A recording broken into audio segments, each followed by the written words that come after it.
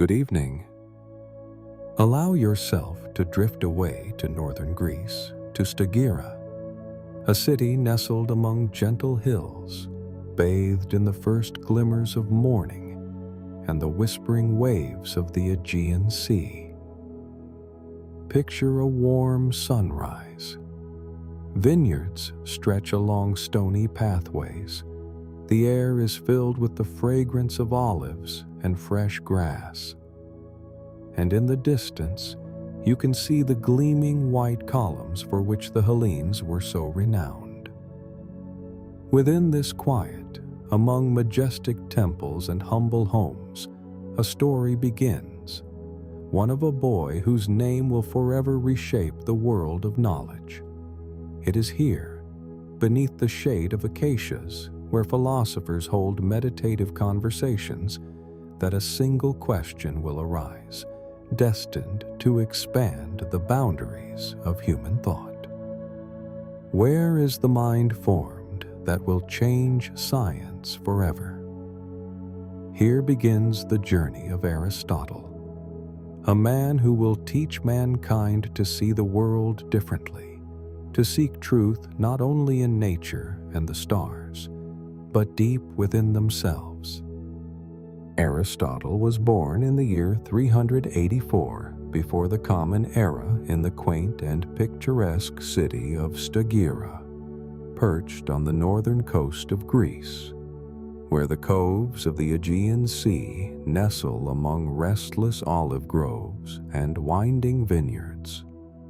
Stagira was a town that breathed with warm dawns and a peaceful, meditative silence. His father, Nicomachus, was not only the esteemed court physician for the powerful Macedonian king Amyntas III, but also the heir to an ancient tradition of healers tracing back to Asclepius, son of Apollo. Nicomachus taught his son the art of medicine, unveiling the mysteries of the healing craft and showing how experience and observation reveal the laws of nature. Their home was steeped in reverence for knowledge and hands-on learning, and Nicomachus left behind not just a substantial legacy, but invaluable works on medicine and natural philosophy. His mother, Fastida, hailed from a noble family in Chalkis on the island of Euboea, blending island and mainland culture. Her gentle influence instilled kindness and respect for the traditions of Stagira in Aristotle's upbringing. Aristotle's earliest years brimmed with observations of the living world. His father often brought him along to study the anatomy of plants and animals, teaching him about classification and guiding his first reflections on the nature of things. Ancient stories recall the young Aristotle gathering rare plants, comparing animals, jotting down notes, and even attempting to build simple hypotheses. These moments sparked his passion for empirical research and systematic description, the very essence of his future philosophy. But happiness was fleeting. Aristotle's family soon faced heartbreaking loss. His father passed away when he was about 13 to 15 years old, and shortly after, his mother was gone as well. The orphaned boy's care fell to his guardian, Proxenus, the husband of his elder sister, Arymneste. Proxenus was an educated, patient, and open-minded man. In Proxenus's home, Aristotle continued his medical studies, mingled with visitors from across Asia Minor and Macedonia, and freely explored the world of ideas, recording his insights and organizing his observations. Proxenus encouraged curiosity and helped him refine his notes on the natural world, keeping the house alive with philosophical discussion. Throughout those formative years, Aristotle lived surrounded by gentle nature, tranquility, and deep respect for knowledge. This environment, along with early independence, equipped him to observe, document facts, and form hypotheses, instilling in him a scientific honesty and a persistent quest for truth that would one day lead him out of small Stagira, first to Asia Minor, and then to the great center of Greek thought itself, Athens. Aristotle arrived in Athens at the age of 17, already carrying within him the courage and resolve of a true explorer. Athens, in those days, was the capital of ideas, the cradle of thought, and the crossroads for all who sought truth in its many forms. Plato's academy became Aristotle's home for a full 20 years, and the young philosopher entered its gates beneath the famous inscription, "Let no one ignorant of geometry enter," a symbol of pure faith in reason and systematic inquiry. Here, amid the sacred groves of academe, gathered the finest minds of the era: mathematicians, astronomers, philosophers, and seekers of nature's mysteries. The academy was not simply a school with rigid schedules, but a living community immersed in dialogues about existence, truth, and the nature of human happiness. Students learn to cultivate themselves and strive for inner wholeness. Around Plato, the charismatic teacher whose presence shaped the entire school, an intellectual cult naturally arose, inspiring and challenging all who came, fostering debate and lifelong inquiry. Aristotle quickly became one of the Academy's brightest, most active members. Within a few short years, he was teaching rhetoric and dialectic, emerging as a full-fledged philosopher among the Platonists, engaging with leading mathematicians like Theaetetus, Eudoxus, and Philip of Opus. He built his own library, documenting knowledge about the living world, anatomy, logic, and the art of reasoning. Study at the Academy revolved around endless conversations, public disputations, shared walks, and even feasts where age-old questions filled the air. What is good? What is truth? How is the world made? Plato's central method, dialectic, the art of dialogue, refutation, and probing contradiction, became more than a lesson for Aristotle. It was the soil from which his independence grew. Aristotle keenly observed that truth was not found solely in forms and ideals, but revealed itself through experience, observation, and analysis of the tangible. Here, the seeds of a profound conflict between two of Greece's greatest minds began to sprout. Plato taught that true reality lay in eternal, immaterial forms, accessible through reason alone. Aristotle, from a young age, was drawn to sensory experience, empirical inquiry, and a systematic approach to things. He questioned his teacher, unafraid to challenge the master, and soon his doubts won the admiration of some colleagues and the consternation of others. Legends say Aristotle did not honor authority for authority's sake, not even Plato's, holding firm that truth was more precious than friendship and tradition. Aristotle's lifestyle remained modest but purposeful. He became famous for his sharp tongue in debate, began drafting his own treatises within the academy, some modeled on Platonic dialogues, but featuring his distinctive logical approach. Special attention went to biology, ethics, and the science of thought.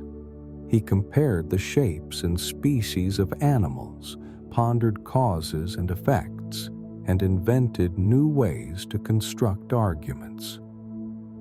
Among the Academy's students were notable women, such as Lasthenia of Mantinea and Axiothea of Phlius, an uncommon sight in the ancient philosophical world.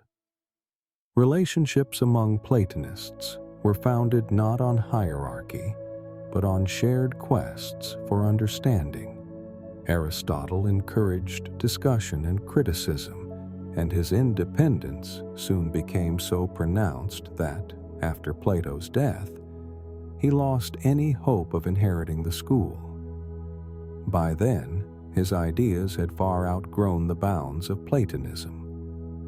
Aristotle emerged not merely as a vocal opponent of idealism, but as the founder of a new way of thinking, pioneering theories of causality, the structure of the cosmos, and the systematic description of the soul and nature. Even then, his notebooks revealed an embryonic Aristotelianism destined to reshape science, religion, and philosophy. Methods based on observation, evidence, and deep respect for experience. 20 years in the academy laid the foundation for his encyclopedic knowledge, independent philosophy, and a creative approach to understanding the world. Here, beneath the acacias in warm evening debates and passionate discourse with Plato, Aristotle became a thinker in his own right, ready to transform not just his own life, but the entire course of Western thought. After spending 20 years in Athens, Aristotle set out on a journey far from the city, seeking new knowledge, fresh experiences, and the freedom to experiment and create. One of his first destinations was Assos, a small town on the Aegean coast of the Troad, ruled by Hermias, a philosopher and friend of Plato. There, under warm winds, among stone terraces, laurel groves, and lush gardens, Aristotle first felt not like a mere student, but a free and independent thinker. In Assos, Aristotle spent years in the company of like-minded companions, including Xenocrates and Theophrastus. Real intellectual circles flourished here. In the evenings, they would debate the structure of the world, the soul, and the laws of nature.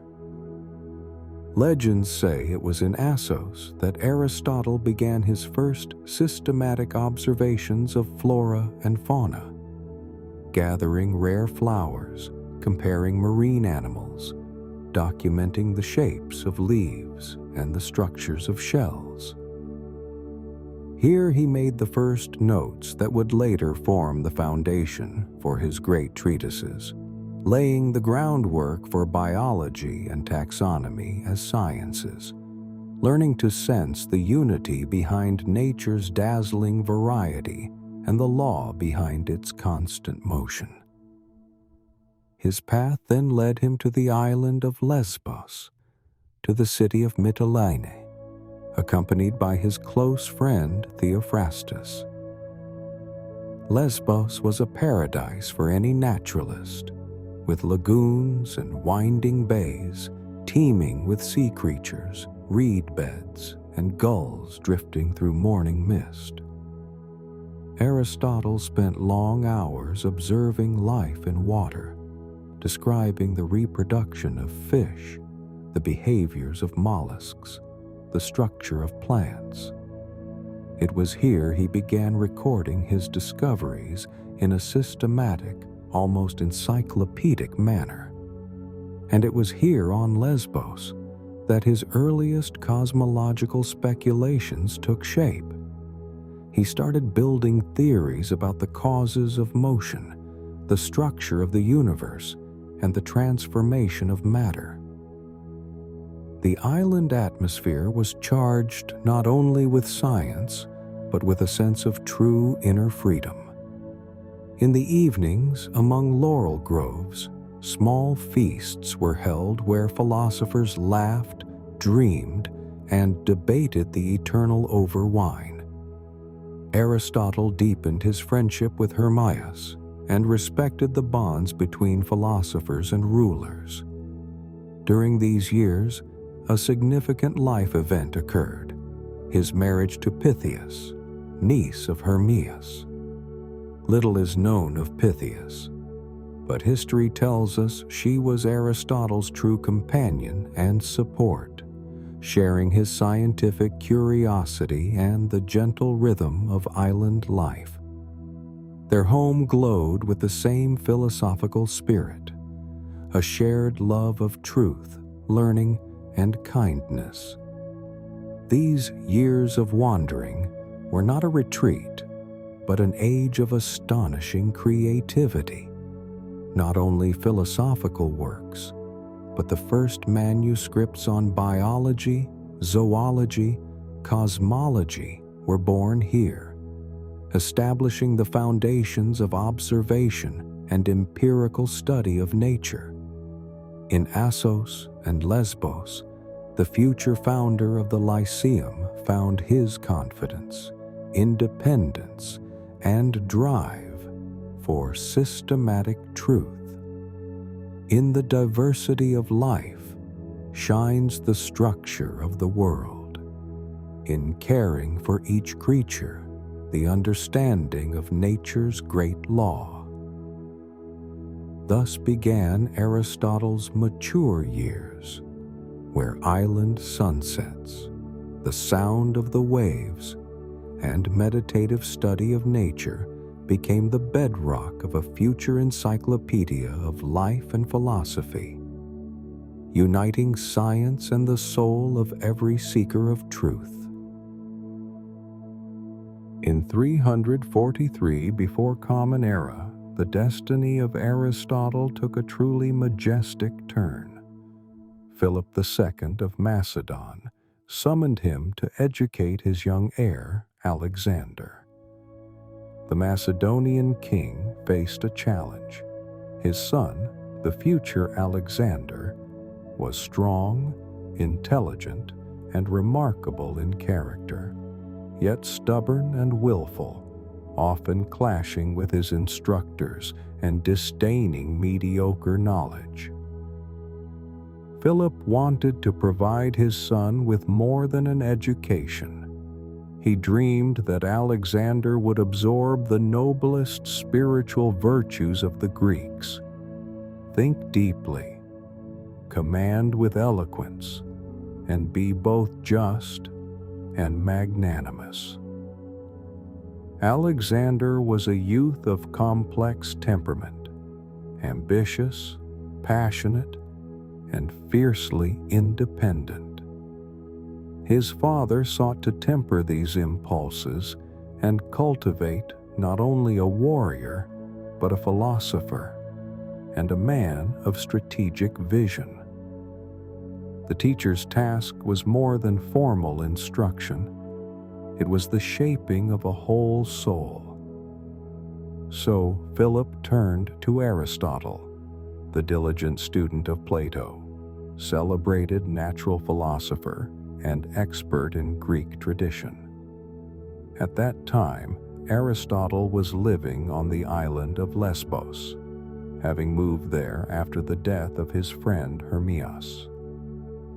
There was one great obstacle. Years earlier, Philip had destroyed Aristotle's native city of Stagira, exiling its people or selling them into slavery. Yet, in pursuit of a worthy education for his son, the king made a gesture of reconciliation. He rebuilt Stagira, restored its inhabitants from exile and bondage, revived its streets, temples, and homes, and honored Aristotle at the Macedonian court. At Philip's proposal, an unspoken agreement was forged. The sage would pour all the best of Hellas into the future king, so that Alexander might become not only a conqueror, but a wise ruler and creator of a new world. Plutarch records the king's gratitude. "Fortune lavishly granted me a son, exactly when Aristotle lived among us." Such was Philip's insistence in his choice of teacher. When Aristotle arrived at Pella, Philip met him in person and explained the challenge of raising Alexander. He is proud, disdains many, and listens little to his mentors. Find a way to convince him that without change, he cannot become a great ruler. The philosopher requested to hold the royal standard for a time, as a symbol of trust and authority to discipline the young heir. Alexander raised that banner over the gymnasium, accepting his father's will. So began a legendary education, rooted not just in politics, but in a genuine peace between the philosopher's homeland and the might of Macedon. For 3 years, Aristotle was the principal tutor to Alexander. In Mieza, at the sanctuary of the nymphs, where the natural world itself suggested harmony and perfection. Thanks to the restoration of Stagira, personal agreements, and spiritual reconciliation, an alliance formed that changed the fates of Greece and the future Hellenistic world. From the first days in Mieza, Alexander was surrounded by peers from noble Macedonian families, Ptolemy, Cassander, Hephaestion, and others. Each aspired not just to glory, but to great deeds beside the future king. The school was built among lush gardens, shaded groves, and ancient streams, so every morning began with the breath of learning and the freshness of nature. The pavilion was simple, suffused with light. The statues of nymphs and the muses of knowledge watched over the students, reminding them that true wisdom is found in harmony with nature. Aristotle taught his pupils to reason, identify causes, analyze situations, and build persuasive arguments, both for the court and the battlefield. Most importantly, he instilled the concepts of moderation, justice, prudence, and self-mastery, transforming strength of spirit into wise action. Alexander studied not only science, but philosophical dialogues, compared heroes of the Iliad and the Odyssey, and kept beneath his pillow a list of favorite verses composed by Aristotle himself. In the years to come, Alexander would remember his mentor throughout every campaign, bringing scientists and naturalists on his expeditions to continue the observations begun in Mieza. The school adhered to a strict routine. At dawn, as sunlight touched the rocks, Alexander would go to the stream and sit on a stone with his journal. Decide for yourself what you will inscribe into your destiny, Aristotle would instruct. His companions gathered round. The first hour was devoted to philosophical walks, discussing Homer, debating the courage of heroes. Alexander carried with him a scroll of the Iliad and a dagger, as Aristotle desired, sword and word together. After breakfast came conversations in the groves or caves. "How is wisdom different from cunning?" Cassander would ask. "Wisdom springs from seeking truth, not from evading life's challenges," replied the teacher.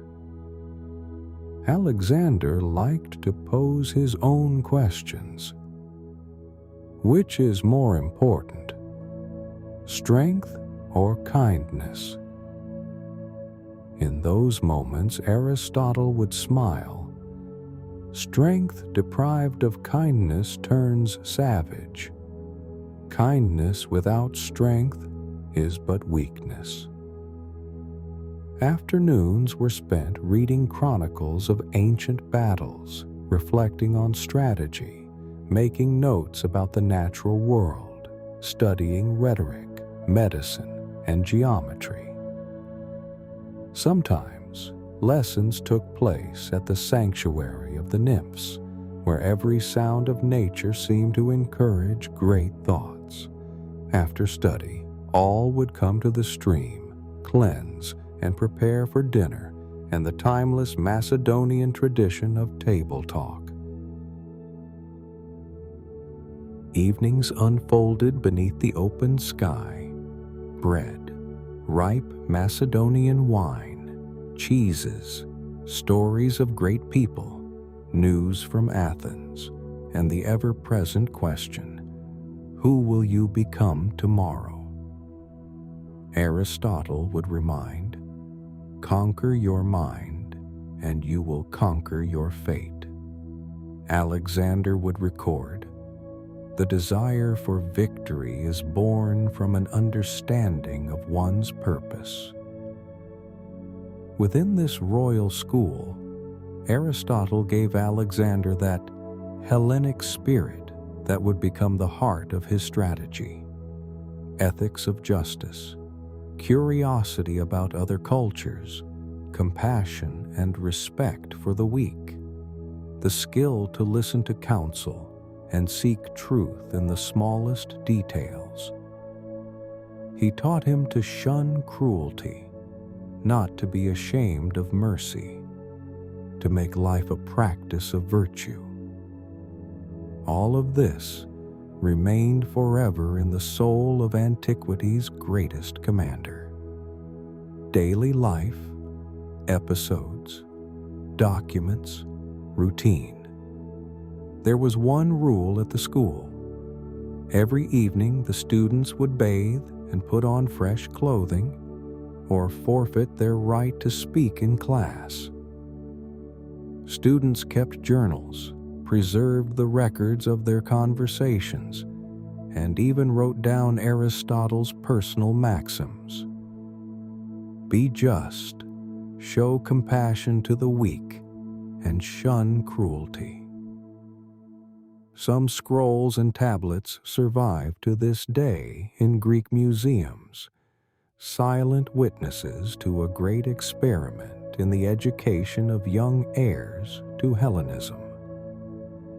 On rare nights, Alexander and Hephaestion would argue about friendship, power, and the meaning of happiness. On those pages, one finds the line, destiny is written not with the sword, but with the heart, if the heart is open to knowledge. This chapter lasted 3 or 4 years. Until the age of 16, Alexander received an education worthy of a future emperor. Aristotle became both mentor and friend. Even after Philip's death, when Alexander began his solo reign, he remained forever grateful to his teacher, seeking his counsel until the philosopher's final days. Their dialogues and debates truly changed the course of civilization. for equipped with knowledge of science, art, and philosophy, Alexander began to build a new world, one centered on a mind always open to movement and renewal. Under the plane trees, along the paths of Miesa, a miracle quietly unfolded. The philosopher and the future king discovered harmony among experience, strength, and ideals. In those summer sunsets, amid silence and nature's grandeur, emerged not only a conqueror, but a wise and sensitive statesman for whom truth became the compass of life. In Miesa, a new thought was born. A state must be built for the happiness of all, not for the glory of one. Alexander and his companions learned from Aristotle not only mathematics and medicine, but above all, the art of humanity and the philosophy of society's future. It was a time when each morning and evening cultivated a new elite, ready to carry the light of Greek culture and build bridges between worlds. On a clear spring day in 335, before Common Era, as Athens awakened, refreshed after years of war and upheaval, Aristotle returned to the city forever marked by Plato's glory. He was an outsider, not a citizen of Athens, but now he carried with him the experience of teaching Alexander, advising kings, and a wisdom he longed to share with the free people of Greece. During the years with Alexander, Aristotle dreamed of founding a school not just for elites, but for thinkers, for seekers, where knowledge would roam freely along paths of nature, reason, and experience, never locked behind dogma. The insularity of the academy, Plato's lasting shadow, and the neglect of experimentation and real-world observation troubled him. He envisioned a school of lively conversation and inquiry, where thought wandered out in the open among trees and fragrances. In autumn 335, or early spring 334 before Common Era, Aristotle received permission to use the ancient Lyceum Gymnasium, a place once populated by Athenian warriors, and before that by the city's philosophers and sophists. The gymnasium had existed for 2 centuries, with training halls, shaded alleys, and the temple of Apollo Lysias standing near the road to Marathon. Athens' laws barred foreigners from owning land, but Aristotle was granted use of the buildings, gardens, and galleries. Influential friends helped, perhaps Alexander himself, his advisors, or aristocrats grateful for years of Aristotle's labor. This support allowed the philosopher to lease the Lyceum and build his school around it. He didn't raise new buildings, but inherited the grounds, only the walkways, gardens, and the peripatus, a covered gallery for walking and conversation, were added. Later, when the peripatetic politician Demetrius of Phaleron took control of Athens, the Lyceum and its gardens were officially gifted to Theophrastus, Aristotle's pupil and the school's first legal owner. Each morning, Aristotle strolled the paths of the Lyceum with his closest disciples. Theophrastus, future head of the school, along with brilliant naturalists, mathematicians, and poets. These hours saw the most profound lectures on logic, the soul, matter, and politics. The atmosphere was intense, yet vibrant. Students could question or debate, but observation and searching for cause were paramount. Near midday, the philosophical feasts began. Elder students rotated as leaders, events and poetry were shared, and Athenians were compared with Spartans. After lunch, all who wished could attend public sessions discussing botany, rhetoric, medicine, city organization, new laws, and conducting surveys and experiments. The Lyceum welcomed not only Athenian citizens, philosophers, politicians, physicians, poets, and young soldiers came from across Greece, Egypt, and Asia Minor. The school was so renowned, even disputants from rival teachings wandered its paths in search of truth. Teaching was not just Aristotle's province. Theophrastus covered botany, Lycon rhetoric, stratophysics.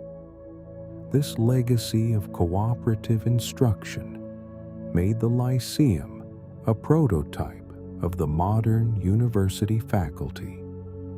To the Lyceum came all those who dreamed of discovery.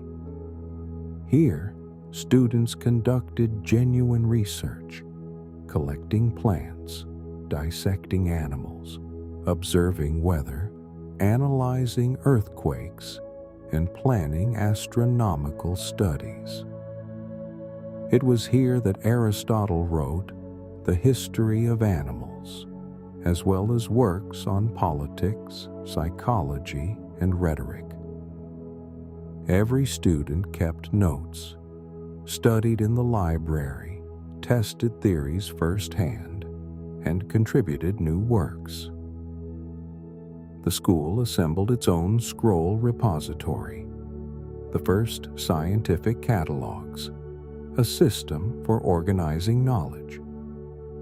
This library later inspired the legendary Museum of Alexandria. The Lyceum became a true center where experiment was daily practice, and the search for truth demanded effort and patience. Aristotle's Lyceum came alive within Athens. Here, the scholar's image, peer, debater, truth seeker, was born. And for the first time, science, philosophy, medicine, and literature thrived in the same space. Its greatest distinction was focus on evidence, proof, and testing ideas by experience. No other school in Greece matched the Lyceum's scope or its intellectual freedom. Even after Aristotle's departure, the Lyceum lived on through his pupils. Theophrastus became its first legal master. The school weathered wars, sieges, and name changes, but preserved its tradition of living knowledge, open inquiry, respect for nature, debate, careful study, and empirical fact. Dawn over the Lyceum, woven from wisps of smoke and spring mist, transfigured every pathway, casting an air of mystery, as the ancient colonnades of the gymnasium seemed to beckon minds toward renewal. Each morning was a celebration for the intellect. Students gathered beneath the vaulted galleries, where Aristotle himself, unrolling a parchment, resumed his unending dialogue with nature and humankind. The Lyceum was not only a school, but a living organism, a laboratory of ideas and discovery. From the beginning, Aristotle dreamed that his school would stand apart from all others. Here, the past was not merely repeated, but the freshness of reality was sought, and the laws of things were hunted in fields, by streams, in gardens, upon city squares. Scientific pursuit of truth was a collective endeavor. Every student engaged in observation, reflection, and spirited debate. At sunrise within the Lyceum's walls, the first lecture on logic would ring out. The organon was not merely a set of rules, but a science of honest, consistent, and precise thinking. Aristotle often began with commonplace examples: a quarrel in the agora, a lawsuit, a demagogue's speech, demonstrating that logic was no abstract diversion, but a tool by which any truth could be steered, and reason could avoid becoming a rudderless ship. His metaphysics were born in the Lyceum's shadow, when Aristotle, after a long evening walk, would sit alone and write meditations on the causes of being and the inner structure of the world. Behind every grand abstraction lay his lived experience: endless debates with Plato, nightly discourses on the soul, daily observations on how one thing gives rise to another. Why does everything exist? How does the first cause operate? These questions had haunted him from youth. He recognized the true key: not to seek mere answers, but patterns, the threads tying together the chain of existence. His works in biology, zoology, and the natural sciences portrayed Aristotle as a true traveler. With his students, he studied animal behavior, gathered plants during spring excursions in Attica, compared the anatomy of fish, birds, and worms, describing their movements and feeding habits, cataloging anatomical features. He exhorted, "Trust only what you've witnessed." Thus he built the first encyclopedia of nature, history of animals, and on the parts of animals, where every note marked a step toward understanding the unity of life. His politics was no theoretical abstraction, but the offspring of observation, born in the marketplace and at the Macedonian court. Alongside his students, Aristotle tracked citizens' behaviors, studied laws, mapped out constitutions, and debated everyone from craftsmen to generals. The point is not to build an ideal system on sand, but to grasp what laws of human life hold a country together and render it just. The Nicomachean ethics arose from vivid conversations on happiness. At Lyceum suppers, Aristotle would discuss with Theophrastus, budding poets and young physicians, what virtue meant, the need for moderation, and why true happiness is a balance between passions and reason. Each debate formed a part of the grand practice of cultivating the soul. Such exchanges inspired disciples to be not only smart, but truly noble. Rhetoric and poetics sprang from life itself. Aristotle spent hours at the agora, analyzing the speeches of Athens's greatest orators, arguing with poets and tragedians, composing his own dialogues. Poetics was born from shared meals and summer evenings, a treatise on the power of tragedy. Its meaning was not merely in storytelling, but in how words could stir the soul, awaken strength or mercy, and make a hero live authentically. Aristotle taught, tragedy uplifts spectators, purifying them through awe and compassion. Rhetoric revealed that the art of persuasion was not just technique, but psychology, ethics, and the study of human nature. The Lyceum became more than a vessel for transmitting knowledge. It was the first laboratory of collective scientific exploration. Students participated in experiments, wrote their own treatises, kept observation records. Every work was critiqued, reviewed, and refined, forging a true research team. Aristotle introduced cataloging, creating the first scientific library where books were registered, subjects categorized, and works held to a single critical standard.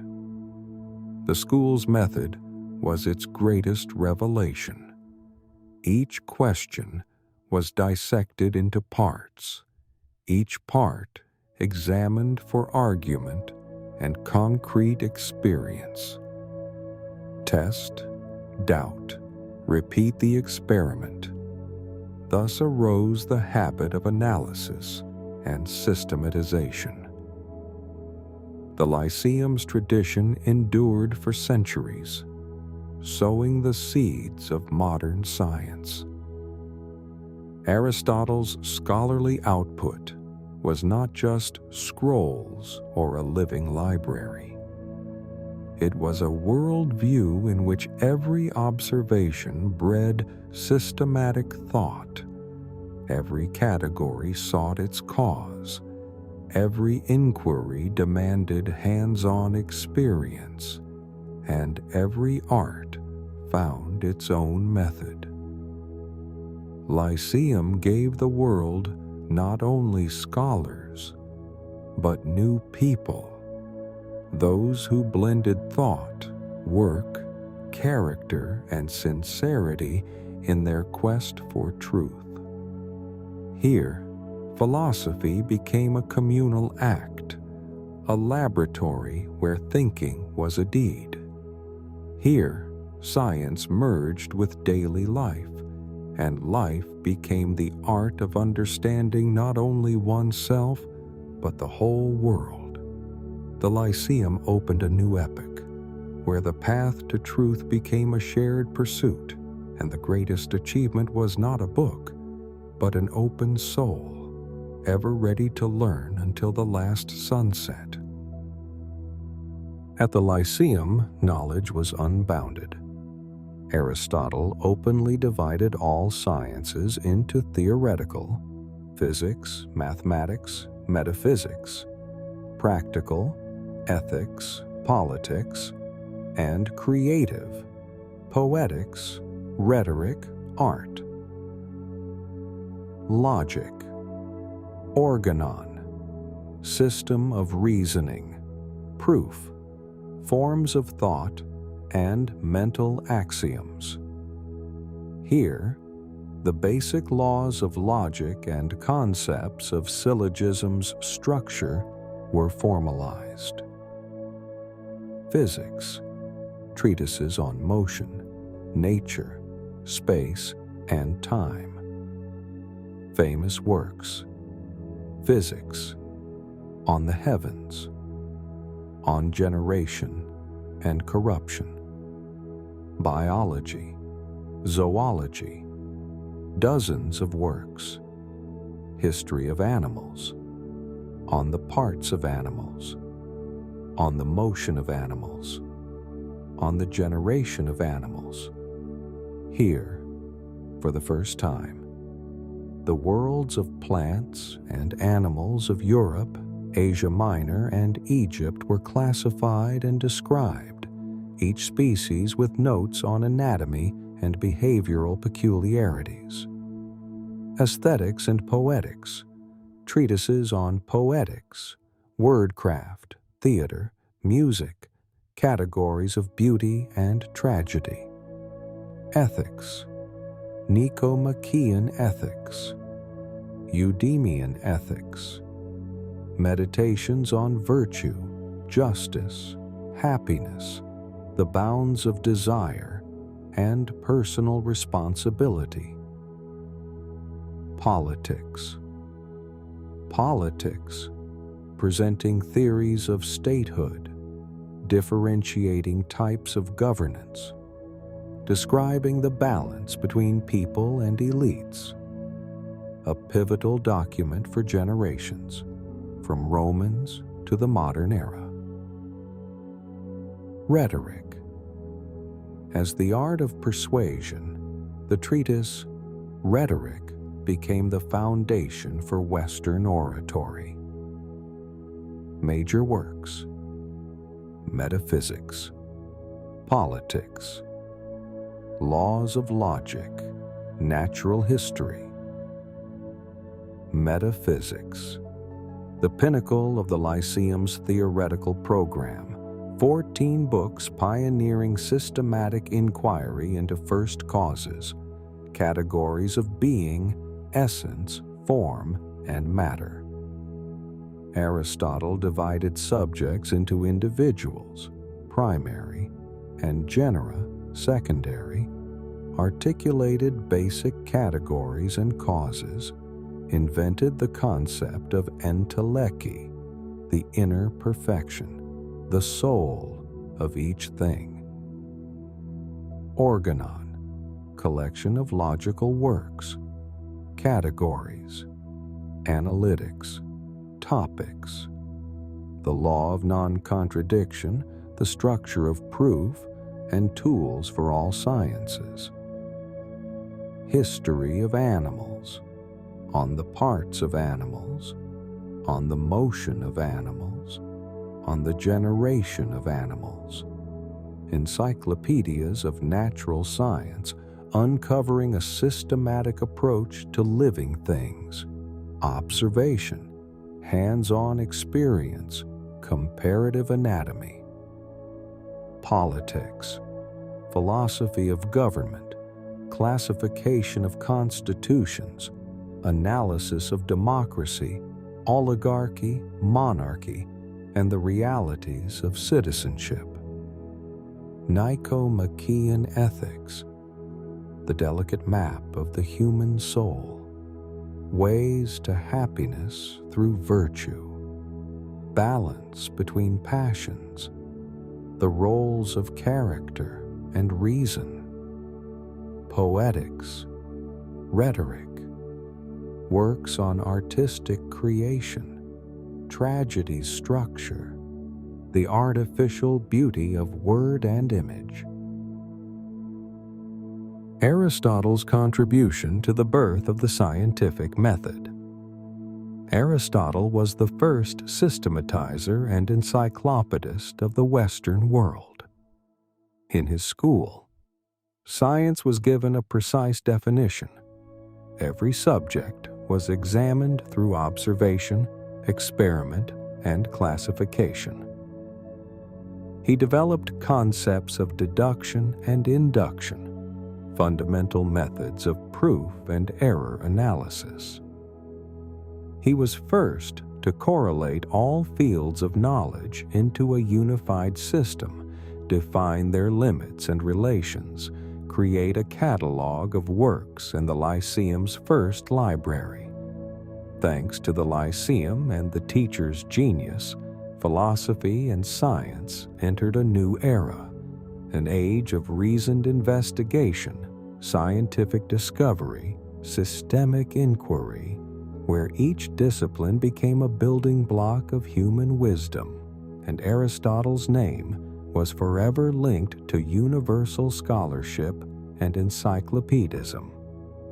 when Aristotle had traveled his immense journey from youth at the academy through teaching Alexander to founding the Lyceum with its gardens of scholars, its laboratories of thought, and the murmur of young voices among olive groves, a new vision emerged. Now, when all had been built, when the Lyceum had gathered a true company of seekers, when morning walks became symbols of labor and discovery, it was as if Plato himself might appear before him for a dialogue between two wise souls, two worlds of philosophy. Plato, with the dusk's light on his face, might begin regal and serene. Aristotle, my pupil, I always taught to look for eternal ideas beyond the visible, in the vault of the sky, in elusive meanings. Truth lies where there is no shadow or forgetfulness, where the soul soars in the realm of pure forms, and earth is but a fleeting hint. Aristotle, a grown man now, with hundreds of scrolls and the history of the Lyceum in his hands, would answer quietly, "Teacher, you taught me to look upward, but I learned to look into the earth.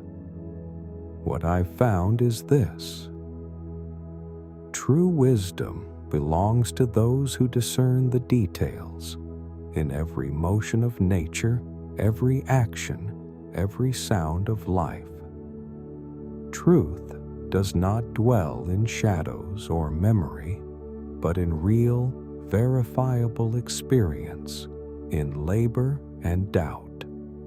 Let their dialogue be not an argument, but a meeting of styles. Plato, a contemplative, a dreamer, guiding his pupils along the paths of abstraction. Aristotle, a researcher, an exemplar of organized work, grounded, open to each new fact. In the Lyceum, voices hum, debates rage, explorations and notes abound. In the academy, dreaming and docile quests for the unseen prevail. Their dialogue in this story offers an example and inspiration. Dream and experience, flight and step, sky and earth, all facets of the eternal human pursuit of truth and harmony. As evening shadows fell over the Lyceum, the age of eager discovery, youthful voices, debates, and open dialogue slowly gave way to old age, and the tide of change that seeped even into the philosopher's protected school. After the death of Alexander the Great, the world unraveled before their eyes. In Athens, a violent anti-Macedonian revolt erupted. The streets filled again with unrest, fear, and silent animosity toward anything connected with the northern rulers and their allies. The aging Aristotle sensed the shift in the city, where he had always been a stranger, a metic, never a full citizen of Athens. At marketplaces and morning meals, his great pupil's name now surfaced. No longer a hero, but the enemy of freedom. And then, at the peak of the storm, Aristotle was summoned before a court, accused with the same charge that once destroyed Socrates: impiety, love of tyranny, and reverence for foreign gods.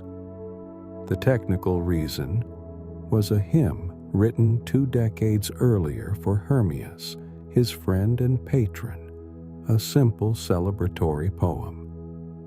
In the evening twilight of the Lyceum's garden, Aristotle gathered his friends and loved ones.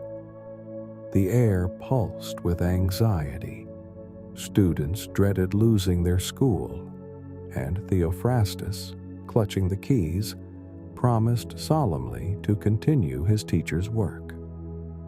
Aristotle spoke quietly and plainly. "I will not allow the Athenians to commit a second crime against philosophy." He chose exile, slipping out of the city once it became clear he could no longer delay. At dawn, leaving his beloved Lyceum, Aristotle journeyed to Chalcis on Euboea, to his mother's house.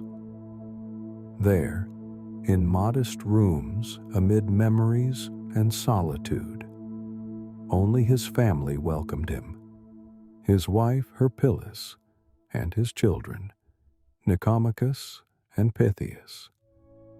The city's clamor faded behind him, but his heart remained heavy. Legend says the philosopher suffered long from stomach illness, a torment that dogged him throughout life. Rumors swirled about possible self-poisoning with aconite. No one knows for sure, but emotional pain and loss became companions in his final autumn.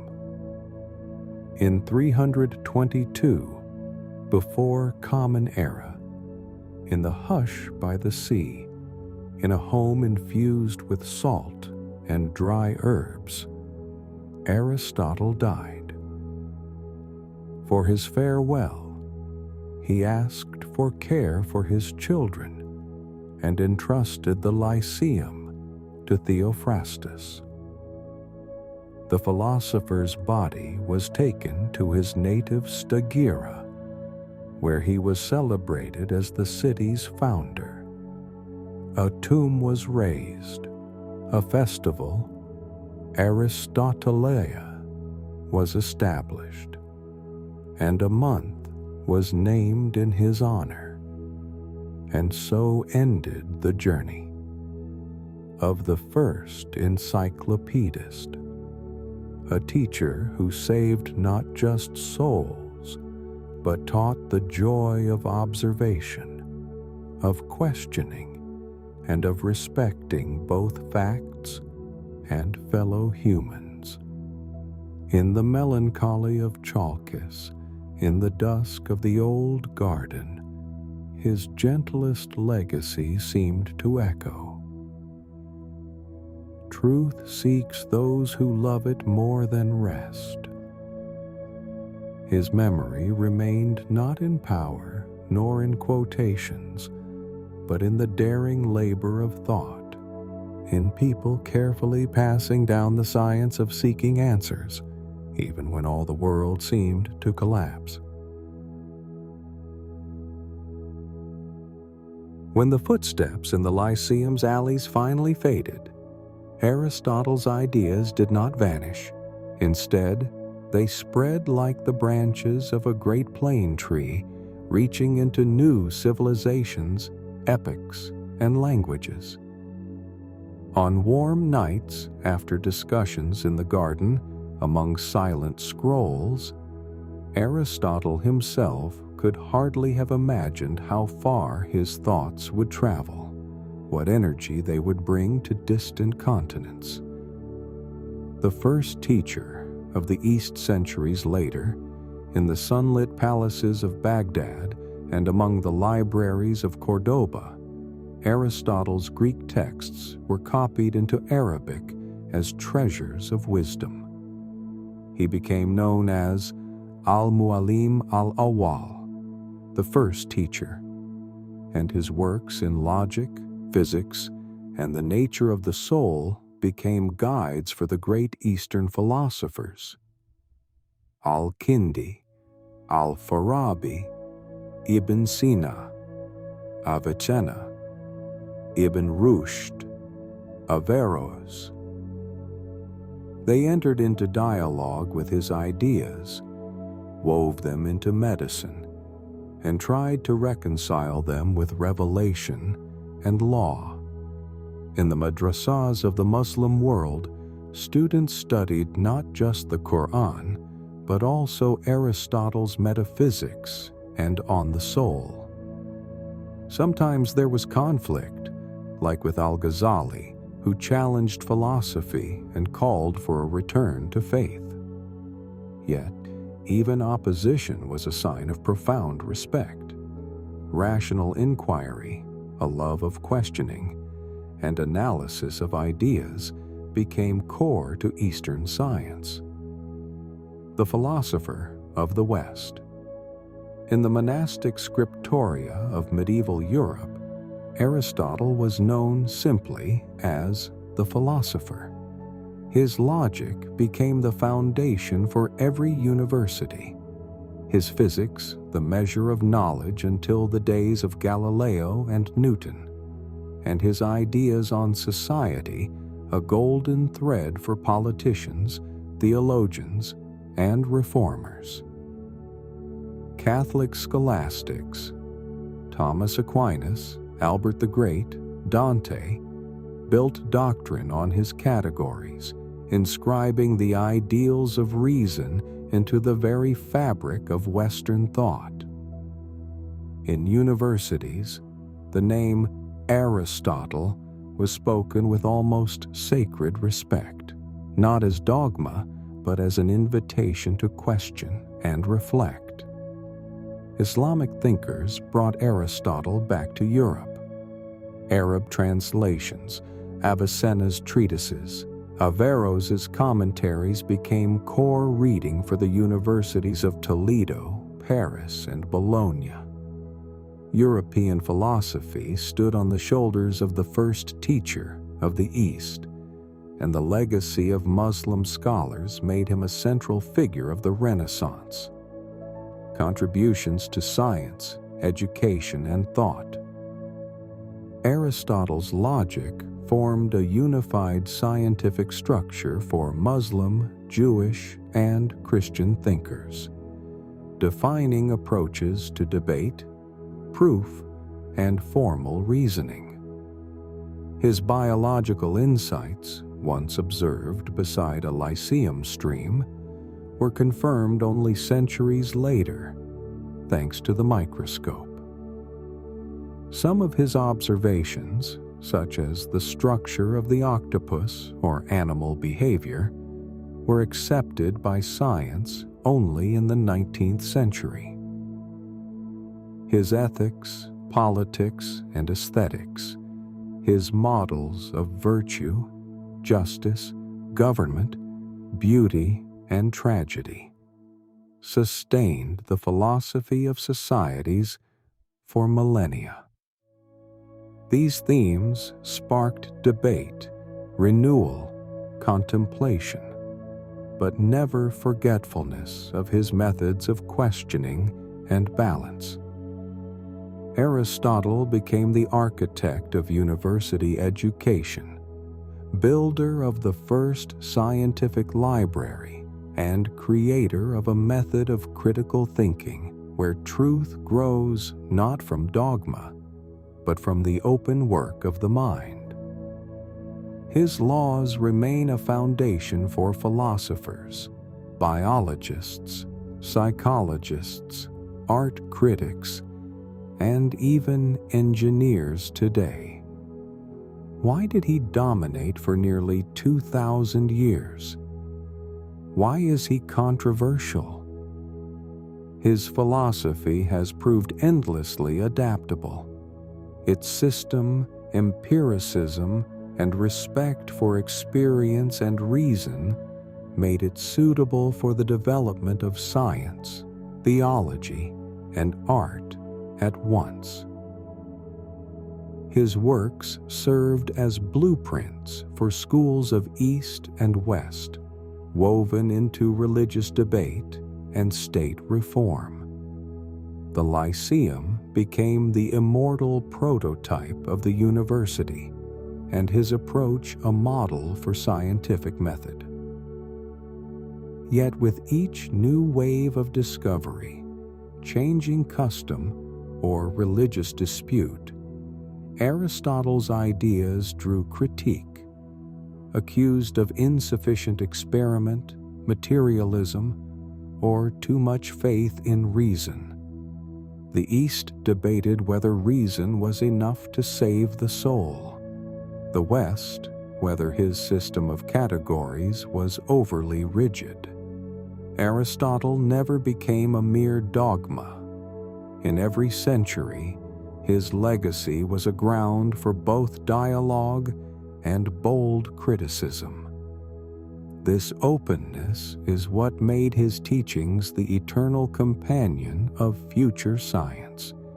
And so, for 2,000 years, wherever reason and doubt are found, behind every debate, discovery, and revelation, there runs an invisible thread from the Garden of the Lyceum, where every seeker of truth still feels the breath of the first teacher who once taught us to marvel at the simple question, why? And to argue so we might come closer to the light of understanding.